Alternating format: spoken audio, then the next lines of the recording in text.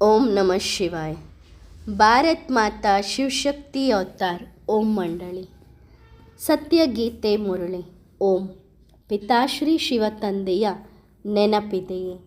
ಮುರಳಿಯ ದಿನಾಂಕ 1/8/2025 ಬೆಳಗಿನ Murali revise course 5/4/1968. ಮಧುರ ಮಕ್ಕಳೇ, ಯಾರೆಲ್ಲ ಧರ್ಮಸ್ಥಾಪಕರುಗಳು ಬರುತ್ತಾರೆ ಅವರನ್ನು ಯಾರು ಗುರು ಎಂದು ಹೇಳಲು ಸಾಧ್ಯವಿಲ್ಲ. ಗುರುಗಳು ಎಂದರೆ ಜ್ಞಾನ ಕೊಡುವಂಥವರು ಹಾಗೂ ವಾಪಸ್ ಮನೆಗೆ ಕರೆದುಕೊಂಡು ಹೋಗುವಂಥವರು. ತಂದೆಯ ವಿನಃ ಅನ್ಯ ಯಾರೂ ಸಹ ವಾಪಸ್ ಮನೆಗೆ ನಮ್ಮನ್ನು ಕರೆದುಕೊಂಡು ಹೋಗಲು ಸಾಧ್ಯವಿಲ್ಲ. ತಂದೆ ಯಾವಾಗ ಬಂದು ನೋಡುತ್ತಾರೆ ಎಲ್ಲರೂ ಅತೀ ದುಃಖಿಗಳಾಗಿರುತ್ತೇವೆ. ಆಗಲೇ ತಂದೆ ಬಂದು ಎಲ್ಲರನ್ನು ಮನೆಗೆ ಕರೆದುಕೊಂಡು ಹೋಗುತ್ತಾರೆ. ಓಂ ನಮಃ ಶಿವಾಯ. ಎಲ್ಲರೂ ಯಾವ ವಿಚಾರದಲ್ಲಿ ಕುಳಿತುಕೊಂಡಿದ್ದೀರಿ? ಯಾರು ಬಂದಿದ್ದಾರೆ? ಬಾಪ್ ದಾದಾ. ನೀವು ಮಕ್ಕಳಿಗೆ ಗೊತ್ತಿದೆ, ಬಾಪ್ ದಾದಾರವರಿಂದ ಸ್ವರ್ಗದ ಆಸ್ತಿ ಸಿಗುತ್ತದೆ. ಸ್ವರ್ಗದಲ್ಲಿ ನಾವು ಏನಾಗುತ್ತೇವೆ ಎನ್ನುವ ಮಾತು ಬಾಕಿ ಇದೆ. ಆದರೆ ನಾವು ಮಕ್ಕಳಿಗೆ ಗೊತ್ತಿದೆ, ಸತ್ಯನಾರಾಯಣನ ಕತೆ ಇದಾಗಿದೆ. ನರನಿಂದ ನಾರಾಯಣರಾಗುತ್ತಿದ್ದೇವೆ. ತಂದೆ ಬಂದಿರುವುದೇ ವಿಶ್ವದ ಮಾಲೀಕತನವನ್ನು ಕೊಡುವುದಕ್ಕೋಸ್ಕರ. ಈ ಜ್ಞಾನ ಮೊದಲಿನಿಂದಲೇ ನಾವು ಮಕ್ಕಳ ಹತ್ತಿರ ಇದೆ. ತಂದೆ ಬಂದು ಸಹಜ ಮಾತನ್ನು ತಿಳಿಸುತ್ತಿದ್ದಾರೆ. ಆತ್ಮ ತಮೋಪ್ರಧಾನ ಆಗಿದೆ. ಸತ್ಯಯುಗದಲ್ಲಿ ಸತೋಪ್ರಧಾನ ಆಗಿತ್ತು. ಕಲಿಯುಗದಲ್ಲಿ ತಮೋಪ್ರಧಾನ ಆಗಿದೆ. ಈಗ ಸತೋಪ್ರಧಾನ ಆಗುವುದಕ್ಕೋಸ್ಕರ ತಂದೆ ಬಂದಿದ್ದಾರೆ. ತಂದೆ ಹೇಳುತ್ತಿದ್ದಾರೆ, ನನ್ನೊಬ್ಬನನ್ನೇ ನೆನಪು ಮಾಡಿರಿ. ನಾನು ಸರ್ವಶಕ್ತಿವಂತ ಆಗಿದ್ದೇನೆ. ನನ್ನೊಬ್ಬನನ್ನೇ ನೆನಪು ಮಾಡುವುದರಿಂದ ನೀವು ಸತೋಪ್ರಧಾನ ಆಗುತ್ತೀರಿ. ಮಿತ್ರ ಸಂಬಂಧಿಕರಿಗೂ ಈ ಜ್ಞಾನವನ್ನು ತಿಳಿಸಲು ಸಾಧ್ಯವಿದೆ. ತಂದೆ ಗೀತೆಯನ್ನು ತಿಳಿಸುತ್ತಿದ್ದರು. ಈಗ ಮನುಷ್ಯರು ಗೀತೆಯನ್ನು ತಿಳಿಸುತ್ತಿದ್ದಾರೆ. ಮನುಷ್ಯರು ತಿಳಿಸುವುದಕ್ಕೂ ತಂದೆ ತಿಳಿಸುವುದಕ್ಕೂ ಬಹಳ ವ್ಯತ್ಯಾಸವಿದೆ. ಭಗವಂತ ಭಗವಂತನೇ ಆಗಿದ್ದಾರೆ. ಮನುಷ್ಯರನ್ನು ದೇವತೆಗಳನ್ನಾಗಿ ಹೇಗೆ ಮಾಡುವುದು? ಹೊಸ ಸೃಷ್ಟಿಯಲ್ಲಿ ದೇವತೆಗಳು ಇರುತ್ತಾರೆ. ಮುಖ್ಯವಾಗಿ ತಂದೆಯ ಪರಿಚಯ ಇದೆ.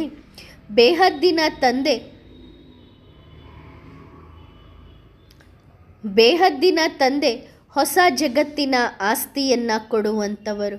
ತಂದೆಯನ್ನು ನೆನಪು ಮಾಡುತ್ತಾ ಇದ್ದಾಗ ಅಂತಮತಿ ಸೋಗತಿ ಆಗುತ್ತದೆ. ಪತಿಗಿಂತಲೂ ತಂದೆಯನ್ನು ನೆನಪು ಮಾಡುವುದು ಒಳ್ಳೆಯದು. ಪತಿಯನ್ನು ನೆನಪು ಮಾಡುವುದರಿಂದ ವಿಕಾರಗಳ ನೆನಪು ಬರುತ್ತದೆ. ತಂದೆಯನ್ನು ನೆನಪು ಮಾಡುವುದರಿಂದ ವಿಕಾರದ ಮಾತು ಬರುವುದಿಲ್ಲ. ಇದು ತಿಳಿದುಕೊಳ್ಳುವಂತಹ ಮಾತಾಗಿದೆ. ನಾವು ಮಕ್ಕಳಿಗೆ ಗೊತ್ತಿದೆ, ತಂದೆ ಬಂದಿರುವುದೇ ಸಂಗಮ ಯುಗದಲ್ಲಿ ನಮ್ಮನ್ನು ಪುರುಷೋತ್ತಮರನ್ನಾಗಿ ಮಾಡುವುದಕ್ಕೋಸ್ಕರ. ನಾವು ಮಕ್ಕಳಿಗೆ ಗೊತ್ತಿದೆ, ಈಗ ನಮ್ಮ 84 ಜನ್ಮಗಳ ಚಕ್ರ ಪೂರ್ಣ ಆಗಿದೆ. ಮತ್ತೆ ಮೊದಲಿನಿಂದ ಈ ಚಕ್ರ ಪ್ರಾರಂಭ ಆಗುತ್ತದೆ. ಇದು ಸಹ ನಾವು ಮಕ್ಕಳಿಗೆ ಖುಷಿ ಇದೆಯಲ್ಲವೇ? ಅದಕ್ಕೆ ತಂದೆ ಹೇಳುತ್ತಿದ್ದಾರೆ, ತಂದೆ ಹಾಗೂ ಆಸ್ತಿಯನ್ನು ನೆನಪು ಮಾಡಿರಿ. ಆದರೆ ಈ ರೀತಿ ತಮೋಪ್ರಧಾನರಾಗುತ್ತಾ ಬಂದಿದ್ದೇವೆ. 2 ಶಬ್ದಗಳನ್ನು ಕೂಡ ನೆನಪು ಮಾಡಿಕೊಳ್ಳಲು ಆಗುತ್ತಿಲ್ಲ. ಚಿತ್ರ ಪ್ರದರ್ಶನ ಅಥವಾ ಮ್ಯೂಸಿಯಂಗಳಲ್ಲಿ ಯಾವಾಗ ಅನ್ಯರು ಬರುತ್ತಾರೆ ಆಗ ಅವರ ಎದುರಿಗೆ ತಂದೆಯ ಚಿತ್ರವನ್ನು ಇಟ್ಟು ತಿಳಿಸಿರಿ.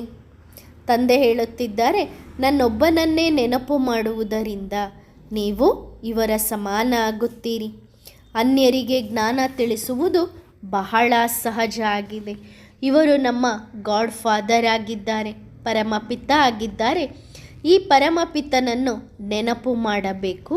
ನಾವು ತಂದೆಗೆ ಪರಮಾತ್ಮ ಕಲ್ಲಲ್ಲಿ ಮುಳ್ಳಲ್ಲಿ ಎಲ್ಲದರಲ್ಲಿಯೂ ಇದ್ದಾರೆ ಎಂದು ಹೇಳುತ್ತಾ ಬಂದಿದ್ದೇವೆ. ಈ ಮಾತು ಹೇಳಲು ನಾಚಿಕೆಯಾಗಬೇಕು. ತಂದೆಯಿಂದ ಸತ್ಯಯುಗದ ಆಸ್ತಿ ಸಿಗುತ್ತದೆ. ಭಾರತ ಸತ್ಯಯುಗ ಆಗಿತ್ತು, ಈಗ ಕೊನೆಯಲ್ಲಿದ್ದೇವೆ. ಮತ್ತೆ ತಂದೆಯನ್ನು ನೆನಪು ಮಾಡಬೇಕು. ತಂದೆ ಮತ್ತು ಮಾಲೀಕತನವನ್ನು ನೆನಪು ಮಾಡಬೇಕು. ನಡೆಯುತ್ತಾ ತಿರುಗಾಡುತ್ತಾ ಎದ್ದರೂ ಕುಳಿತರೂ ತಂದೆ ಹಾಗೂ ತಂದೆಯ ಆಸ್ತಿಯ ನೆನಪಿರಬೇಕು. ಅಂತಮತಿ ಸೋಗತಿ, ಅಂತಿಮದ ಸ್ಮೃತಿಯಂತೆ ಮುಂದಿನ ಗತಿಯಾಗುತ್ತದೆ. ಇವರು ಸತ್ಯ ತಂದೆಯಾಗಿದ್ದಾರೆ. ಸತ್ಯ ತಂದೆಗೆ ನಾವು ಮಕ್ಕಳಾಗಿದ್ದೇವೆ. ಸತ್ಯಖಂಡದ ಮಾಲೀಕರಾಗಿದ್ದೇವೆ. ಎಷ್ಟು ಸಹಜ ಮಾತು, ಆದರೂ ಯಾಕೆ ತಿಳಿದುಕೊಳ್ಳುತ್ತಿಲ್ಲ? ನೀವು ಅನುಭವಿ ಮಕ್ಕಳಾಗಿದ್ದೀರಿ. ಅನ್ಯರಿಗೆ ತಿಳಿಸುವುದು ನಮ್ಮ ಕೆಲಸವಾಗಿದೆ. ಇವರಿಗೆ ವಯಸ್ಸಾಗಿದೆ, ಏನಾದರೂ ಹೇಳುತ್ತಾರೆ. ತಂದೆಯನ್ನು ನೀವು ಯಾಕೆ ನೆನಪು ಮಾಡುತ್ತಿಲ್ಲ? ತಂದೆಯನ್ನು ಮರೆಯುವುದರಿಂದಲೇ ನೀವು ಆಸ್ತಿಯನ್ನು ಮರೆತು ಬಿಡುತ್ತೀರಿ. ಆಲ್ಫ್ ತಂದೆ, ಬೇ ಮಾಲೀಕತನ, ಇಷ್ಟೇ. ತಂದೆಯನ್ನು ನೆನಪು ಮಾಡಿದಾಗ ನಮ್ಮ ವಿಕರ್ಮ ವಿನಾಶ ಆಗುತ್ತದೆ ಹಾಗೂ ನಾವು ಸ್ವರ್ಗಕ್ಕೆ ಹೋಗುತ್ತೇವೆ. ಎಷ್ಟು ಸಹಜ ಇದೆ. ಜನ್ಮ ಜನ್ಮಾಂತರ ಭಕ್ತಿಯ ಮಾತುಗಳನ್ನೇ ಕೇಳುತ್ತಾ ಕೇಳುತ್ತಾ ಮಾಯೆ ನಮ್ಮ ಬುದ್ಧಿಗೆ ಏಕದಂ ಬೀಗ ಹಾಕಿದೆ. ತಂದೆಯೇ ಬಂದು ಬುದ್ಧಿಗೆ ಹಾಕಿರುವ ಬೀಗದ ಕೀಯನ್ನು ಓಪನ್ ಮಾಡುತ್ತಿದ್ದಾರೆ.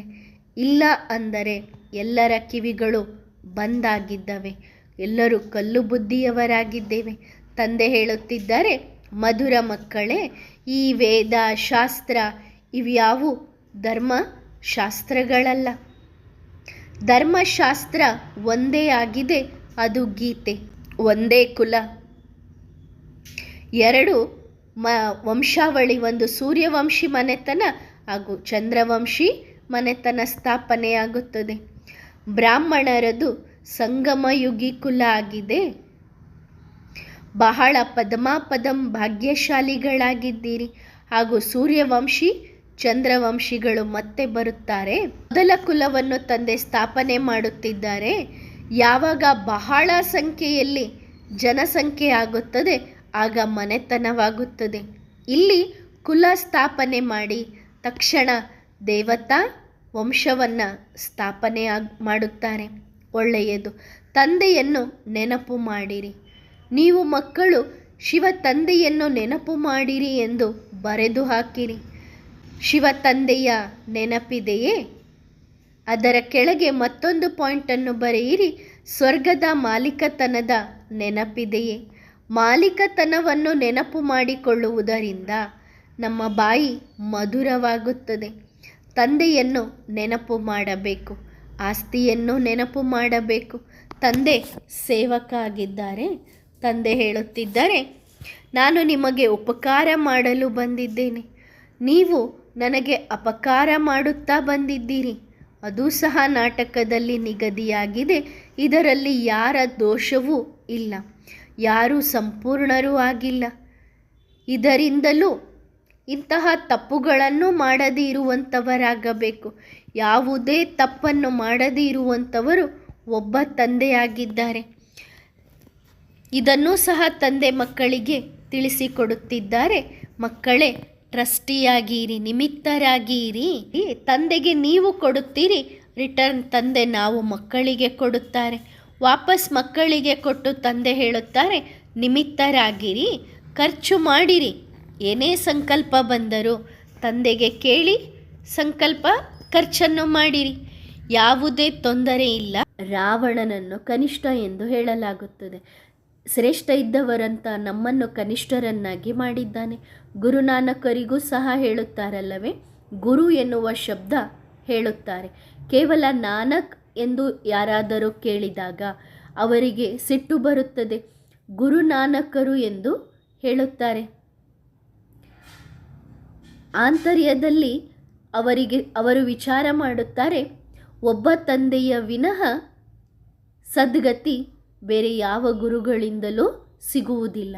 ಎಲ್ಲ ಗುರುಗಳು ಶರೀರಧಾರಿಗಳಾಗಿದ್ದಾರೆ. ತಂದೆ ಅಶರೀರಿಯಾಗಿದ್ದಾರೆ. ನಮ್ಮ ಸದ್ಗುರು ತಂದೆಯಾಗಿದ್ದಾರೆ. ಸದ್ಗುರುವಿನ ಹತ್ತಿರ ಎಷ್ಟೊಂದು ಜ್ಞಾನವಿದೆ. ತಂದೆ ಯಾವುದೇ ಶಾಸ್ತ್ರಗಳನ್ನು ಓದುವುದಿಲ್ಲ. ಏನು ಓದಿಲ್ಲ ಅಂದರೂ ಸಹ ಎಷ್ಟೊಂದು ನಾಲೆಡ್ಜ್, ಜ್ಞಾನ ಇದೆ. ನಾಟಕದಲ್ಲಿ ಪಾತ್ರ ಇದೆ ಅಲ್ಲವೇ? ನಾವು ಮಕ್ಕಳ ಬುದ್ಧಿಯಲ್ಲಿ ಇದು ಎಲ್ಲವೂ ಇದೆ. ಯಾರೆಲ್ಲ ಧರ್ಮ ಸ್ಥಾಪಕರುಗಳು ಬರುತ್ತಾರೆ ಅವರನ್ನು ಯಾರೂ ಸಹ ಗುರುಗಳು ಎಂದು ಹೇಳುವುದಿಲ್ಲ. ಅವರು ಧರ್ಮ ಸ್ಥಾಪಕರುಗಳು ಆಗಿದ್ದಾರೆ. ಗುರುಗಳು ಎಂದರೆ ಜ್ಞಾನ ಕೊಡುವಂಥವರು, ವಾಪಸ್ ಮನೆಗೆ ಕರೆದುಕೊಂಡು ಹೋಗುವಂಥವರು.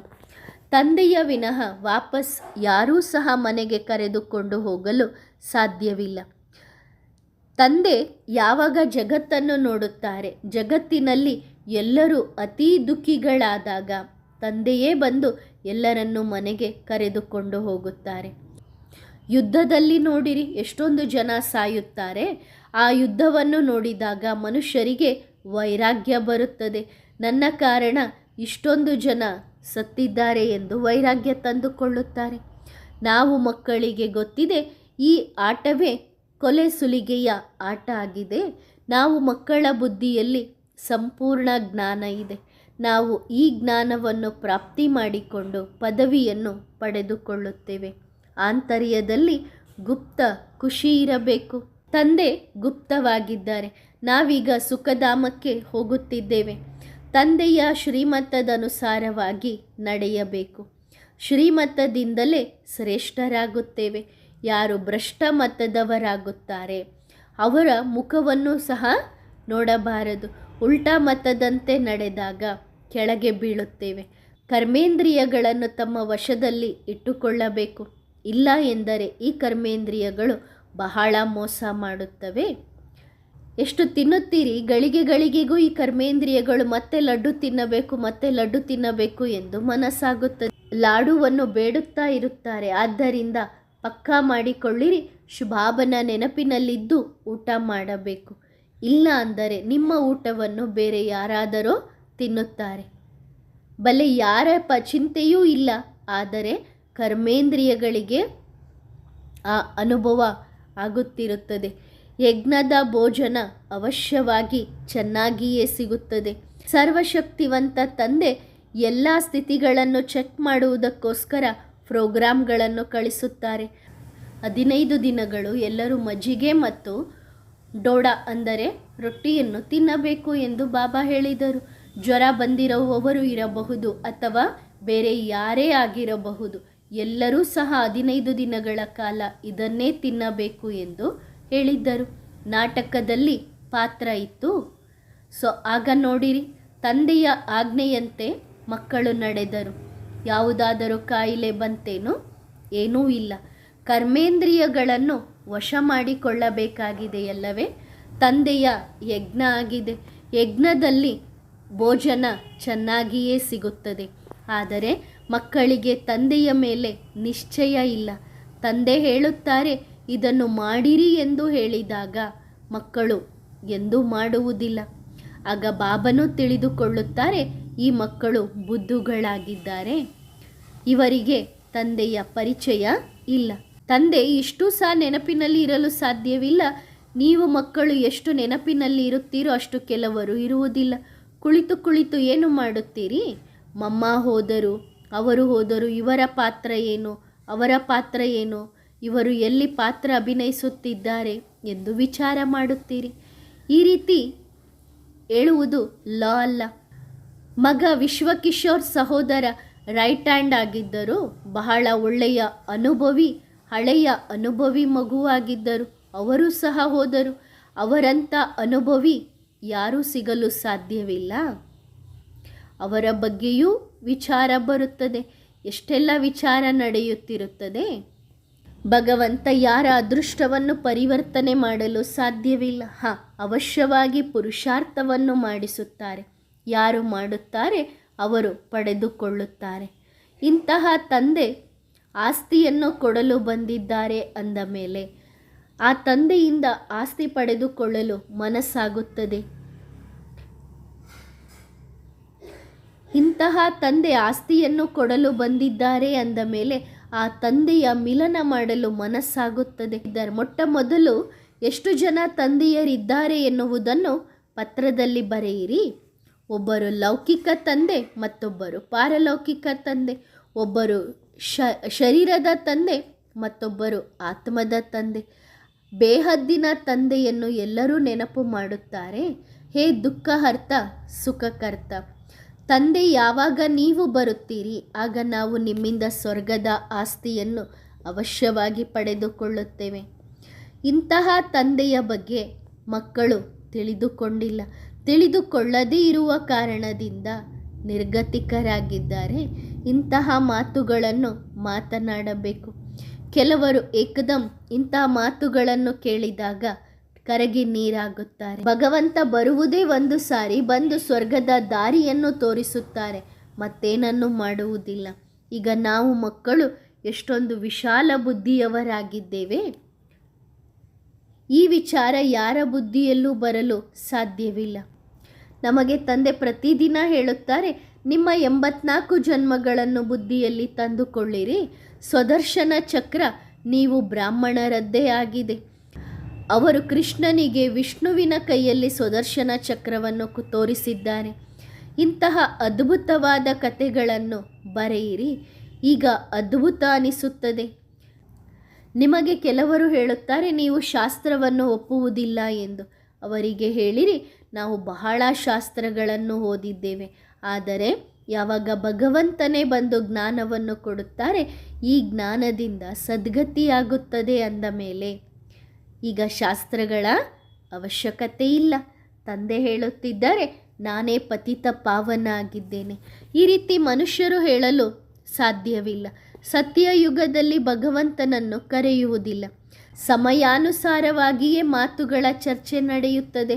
ಕೋರ್ಟಿನಲ್ಲಿ ಹೋದಾಗಲೇ ಮಾತುಗಳ ಚರ್ಚೆ ಆಗುತ್ತದೆ. ಈಗ ತಂದೆಯ ಶ್ರೀಮತದಂತೆ ನಡೆಯಬೇಕು. ತಂದೆ ತಿಳಿಸುತ್ತಿದ್ದಾರೆ, ಈ ರೀತಿಯ ವಿಚಾರಗಳನ್ನು ಮಾಡಿರಿ. ತಂದೆ ಆತ್ಮನನ್ನು ನೋಡುತ್ತಿದ್ದಾರೆ. ಆತ್ಮನಿಗೆ ಆಕರ್ಷಣೆಯಾಗುತ್ತದೆ. ಭಗವಂತ ನಮ್ಮ ತಂದೆಯಾಗಿದ್ದಾರೆ. ಯಾರ ಮನಸ್ಸು ಕೊಳಕಾಗಿರುತ್ತದೆ ಅವರಿಗೆ ಶಾಂತಿಯ ಆಕರ್ಷಣೆಯಾಗುವುದಿಲ್ಲ. ಇದೆಲ್ಲ ಸೇವಾದಾರಿ ಮಕ್ಕಳ ಕೆಲಸವಾಗಿದೆ. ನಾಡಿಯನ್ನು ನೋಡಿರಿ.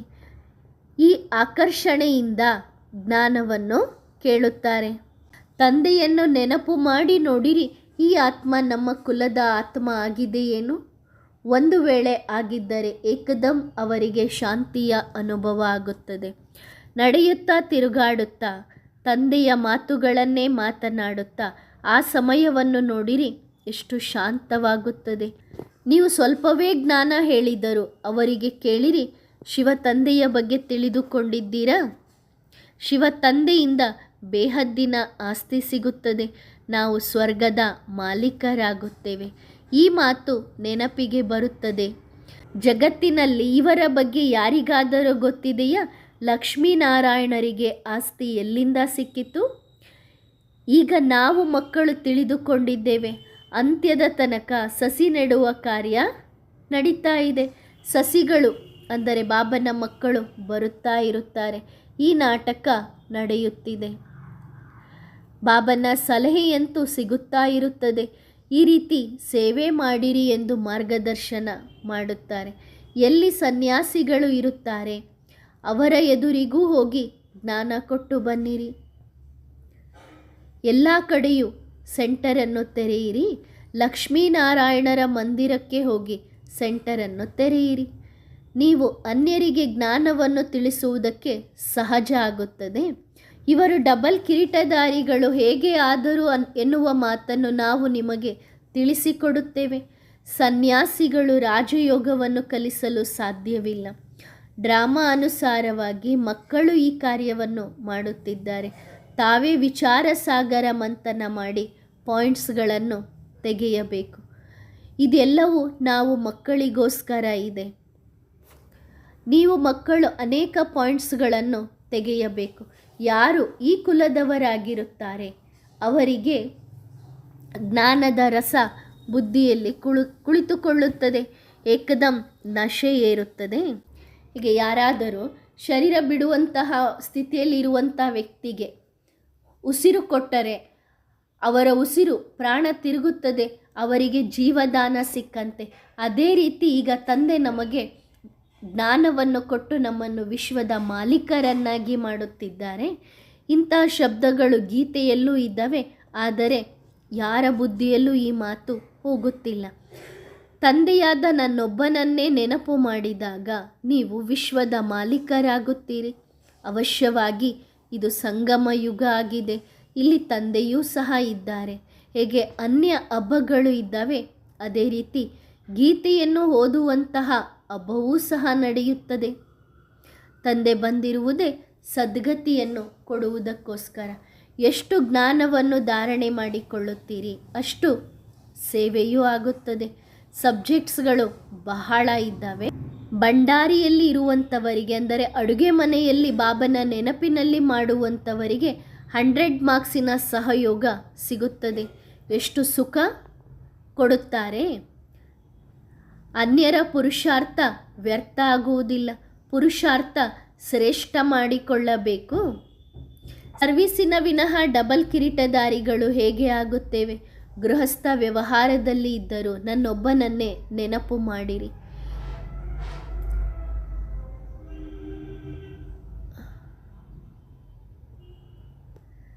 ಸರ್ವೀಸಿನ ವಿನಃ ಡಬಲ್ ಕಿರೀಟಧಾರಿಗಳು ಹೇಗೆ ಆಗುತ್ತೇವೆ? ಗೃಹಸ್ಥ ವ್ಯವಹಾರದಲ್ಲಿ ಇದ್ದರೂ ನನ್ನೊಬ್ಬನನ್ನೇ ನೆನಪು ಮಾಡಿರಿ. ಈಶ್ವರನಿಗೆ ಹಣದ ಅವಶ್ಯಕತೆ ಇಲ್ಲ. ಈಶ್ವರ ದಾತ ಆಗಿದ್ದಾರಲ್ಲವೇ? ಇದು ಎಲ್ಲವನ್ನು ಕೊಟ್ಟವರು ಈಶ್ವರ ಆಗಿದ್ದಾರೆ. ಒಳ್ಳೆಯದು. ಕೊಟ್ಟಂತಹ ಭಗವಂತನೇ ವಾಪಸ್ ಪಡೆದುಕೊಂಡಾಗ ಯಾಕೆ ಅಳುತ್ತೀರಿ? ಇದರ ಬಗ್ಗೆ ಬಹಳ ತಿಳುವಳಿಕೆ ಬೇಕು. ತಂದೆ ಬಹಳ ಯುಕ್ತಿಯಿಂದ ಜ್ಞಾನವನ್ನು ತಿಳಿಸಿಕೊಡುತ್ತಾರೆ. ಈಗ ಮಕ್ಕಳು ತಮ್ಮನ್ನು ಹಾಗೂ ಪರಸ್ಪರರನ್ನು ಸಹೋದರರು ಎಂದು ತಿಳಿದುಕೊಳ್ಳಬೇಕು. ತಂದೆ ನಾವು ಸಹೋದರ ಆತ್ಮರುಗಳಿಗೆ ಹೇಗೆ ಓದಿಸುತ್ತಿದ್ದಾರೆ? ತಂದೆ ಜ್ಞಾನ ಸಾಗರ ಆಗಿದ್ದಾರೆ. ಅಮೃತ ಕುಡಿಯುವಂತಹ ವಸ್ತುವಲ್ಲ. ನಾವು ಅಮೃತವನ್ನು ಓದುತ್ತಿದ್ದೇವೆ, ಜ್ಞಾನಾಮೃತವನ್ನು ಓದುತ್ತಿದ್ದೇವೆ. ಈ ಜ್ಞಾನಾಮೃತದಿಂದಲೇ ನಮಗೆ ಶ್ರೇಷ್ಠ ಪದವಿ ಸಿಗುತ್ತದೆ. ಹೊಸ ಜಗತ್ತಿಗೋಸ್ಕರ ನಾವು ಸಂಸ್ಕಾರವನ್ನು ತೆಗೆದುಕೊಂಡು ಹೋಗುತ್ತೇವೆ. ಹೊಸ ಜಗತ್ತಿನಲ್ಲಿ ಬಹಳ ವ್ಯತ್ಯಾಸವಿದೆ. ಆದ್ದರಿಂದ ನಾವು ಮಕ್ಕಳಿಗೆ ಬಹಳ ಆಂತರಿಕ ಖುಷಿ ಇರಬೇಕು. ನಾವು ಮಕ್ಕಳು ಓದುತ್ತಿದ್ದೇವೆ. ನಾವು ಮಕ್ಕಳಿಗೆ ಮನಸ್ಸಿನಲ್ಲಿ ಬಹಳ ಖುಷಿ ಇರಬೇಕು. ನಾವು ಓದುತ್ತಾ ಇದ್ದೇವೆ.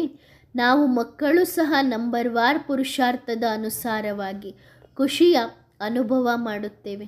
ಯಾರು ಸರ್ವಿಸ್ ಮಾಡುತ್ತಾರೆ ಅವರಿಗೆ ಬಾಬಾ ಧೈರ್ಯವನ್ನು ಕೊಡುತ್ತಾರೆ. ಪ್ರತಿಯೊಂದು ಪ್ರಕಾರದಿಂದ ಬಾಬಾ ಮಕ್ಕಳಿಗೆ ಸಹಯೋಗವನ್ನು ಕೊಡುತ್ತಾರೆ. ತಂದೆ ಸಹಯೋಗ ಕೊಡುತ್ತಾರೆ.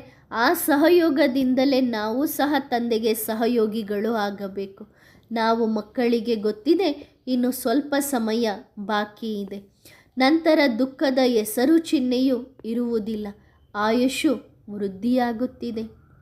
ನಿಮ್ಮ ಹತ್ತಿರ ಕಾಲ ಬರಲು ಸಾಧ್ಯವಿಲ್ಲ. ಏಕೆಂದರೆ ನೀವು ಅಮರಪುರಿಯಲ್ಲಿ ಇರುತ್ತೀರಿ. ಅಲ್ಲಿ ಕಾಲ ಬಂದು ತಿನ್ನುವುದಿಲ್ಲ. ಅಲ್ಲಿ ಒಂದು ಶರೀರವನ್ನು ಬಿಟ್ಟು ಮತ್ತೊಂದನ್ನು ಪಡೆದುಕೊಳ್ಳುತ್ತೇವೆ. ಇದು ಹಳೆಯ ಜಗತ್ತು, ಹಳೆಯ ಶರೀರ ಆಗಿದೆ.